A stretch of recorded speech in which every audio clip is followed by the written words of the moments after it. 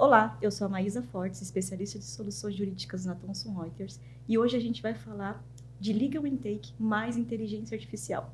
E para isso eu trouxe aqui o Daniel Anjos e o Dr. Rafael Mack para a gente poder falar sobre esse assunto bem desafiador dentro da área jurídica. Olá, eu sou Daniel Anjos, especialista das soluções jurídicas para departamentos jurídicos da Thomson Reuters. Olá, meu nome é Rafael Mack, muito prazer. Eu sou diretor jurídico na Thomson Reuters. Bom, para a gente começar a falar sobre o Legal Intake, que é um tema super relevante aí dentro da prática jurídica, a gente sabe, né, que muitos departamentos jurídicos recebem as demandas, né, de várias fontes, várias formas, né, por e-mail, por sistemas internos, por Teams, por WhatsApp.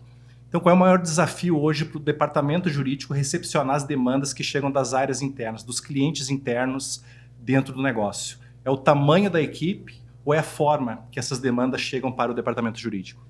Bom, o desafio não é o volume de trabalho, né? Não é a falta de trabalho. O desafio é o volume crescente, né? A pressão por respostas rápidas, ágeis e a falta de visibilidade, né? Na prática, boa parte do trabalho do jurídico começa antes mesmo da entrada da demanda, né, dessa análise para o jurídico. Então, o Legal Intake ele é essencial para o departamento jurídico.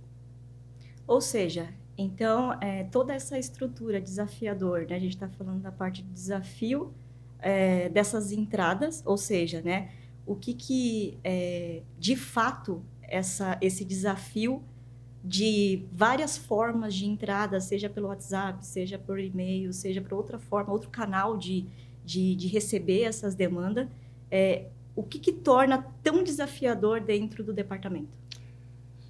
Bom, a forma como a demanda chega, né, gera um grande problema de eficiência.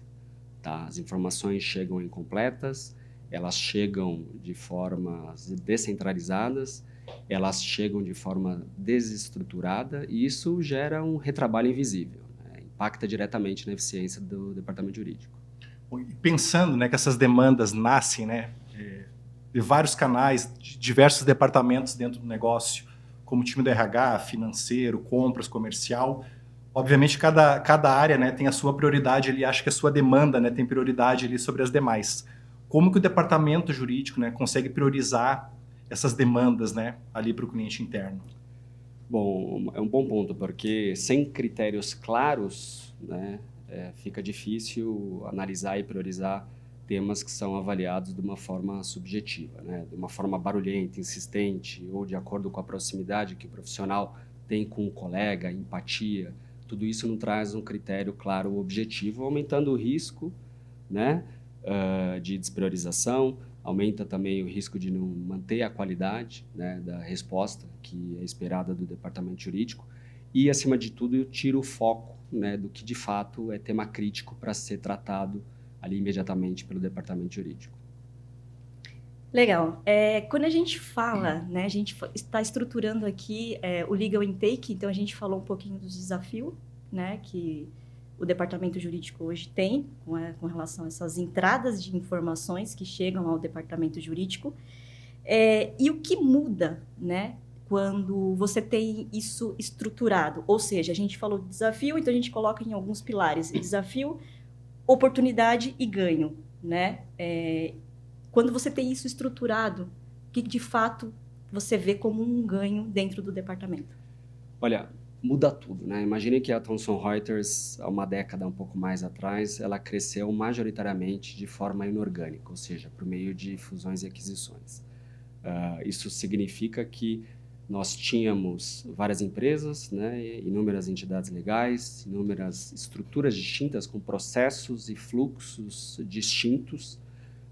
Receber demandas de forma não estruturada impacta diretamente em eficiência. Então, assim, o intake estruturado, eu diria que ele passa a ter uma entrada padronizada, dados completos, possibilidade de análise de critérios de forma objetiva e uma visibilidade do que de fato está acontecendo na companhia, né? Então, o jurídico ele sai do modo reativo, né, e passa a atuar com uma eficiência operacional muito maior.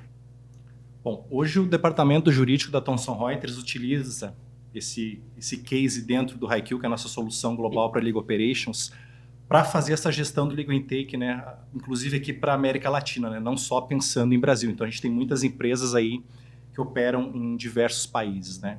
Como que o HighQ suportou o departamento jurídico da Thomson Reuters para fazer esse controle desse intake dentro ali do departamento? O HighQ ele estrutura exatamente, né, esse fluxo, né, centralizando, né, a demanda, padronizando através de formulários, ele automatiza, né, ali as classificações, ele traz critérios objetivos que é definido, né, pelos profissionais da área jurídica, né, para entender qual o risco e qual a criticidade da demanda. Então ele consegue centralizar em um ambiente único, trazendo governança, né, visibilidade e controle das demandas que estão ali na gestão do departamento jurídico. E a gente tira também, né, algo que a gente escuta bastante do mercado, né, uma das principais dores do departamento jurídico, né, então, que as outras áreas, né, muitas vezes veem ali o departamento jurídico como um gargalo, né, então, com o HighQ, o departamento, né, e o cliente interno também tem visibilidade, né, de onde é que está parada a demanda, né. Exato. O jurídico ele deixa de ser uma área de custo, né, vista assim, né, por inúmeros, né, colegas dentro da companhia, de várias companhias aí de mercado, e passa a ser um parceiro estratégico. Ele, né, a liderança começa a ver o jurídico como uma área que mitiga riscos, né, consegue alocar riscos. É possível saber onde, né, o tempo despendido pelo profissional em determinada atividade e, acima de tudo, né, a gente tem aí um valor gerado para a companhia que é o maior ativo esperado. Então, a percepção do jurídico dentro da empresa, de fato, muda significativamente. Bom, olhando para esse, né, esse cenário, tudo que a gente conversou aqui, quando a gente olha para o negócio como um todo, tá? A gente olha ali toda a estrutura end-to-end dentro do negócio, dentro do departamento jurídico. O que de fato é um fato gerador que você entende como um ganho e principalmente como uma oportunidade e o nível de controle que você tem utilizando o HighQ, utilizando toda a parte de, né, estrutura de processo de um legal intake, por exemplo? Veja, quando a gente tem todo o fluxo, todo o processo bem estruturado, a inteligência artificial ela só vai gerar valor se estiver integrada juntamente, né, com esse fluxo. Então, se a gente não tiver processo organizado, informação centralizada, a gente pode, inclusive, ter uma desorganização e gerar impacto direto na companhia, né? Então, a inteligência artificial bem aplicada, ela vai sim, né, permitir a automatização de tarefas, a aceleração da análise, né, um aumento de consistência e, por fim, né, uma gestão, controle né, e eficiência operacional do departamento jurídico. Esse é um tema que a gente está vendo bastante no mercado, ou seja, toda a parte de estrutura dentro de um departamento, olhando para o legal intake, como o doutor comentou, a inteligência artificial para poder agregar valor, principalmente na leitura, nas informações de documentos, né, que chegam pelas áreas, chegam pelo negócio, chega dentro do departamento jurídico.